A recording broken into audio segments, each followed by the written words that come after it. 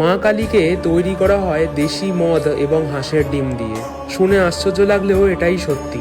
আমি বলছি পূর্ব বর্ধমান জেলার জামালপুর থানার অন্তর্গত শীতলপুরের মহিন্দর শ্মশান কালীর কথা। প্রায় 400 বছর আগে গ্রামে তখন মহামারী চলছিল। গ্রামের বেশিরভাগ রাখাল পরিবারে তখন মৃত্যুর ঢল নেমেছে। তারা গ্রামের জমিদারের বাড়িতে পূজিতা দেবীর কাছে প্রার্থনা করতে চান, কিন্তু জমিদার সেই সুযোগ দেননি। সেদিন অজস্র গ্রামবাসীর চোখের জল পড়েছিল মহিন্দর শ্মশানে। মা তো মানুষের মধ্যে ভেদাভেদ করেন না, তাই সেই রাতেই মা কালীর স্বপ্নাদেশ হয়। পরের দিন ছিল 16ই চৈত্র।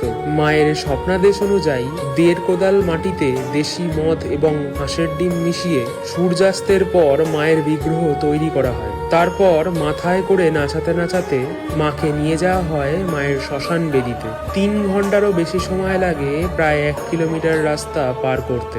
মায়ের সামনে একজন হরিনাম করতে থাকেন, আর সেই ছন্দেই মা নাচতে থাকেন।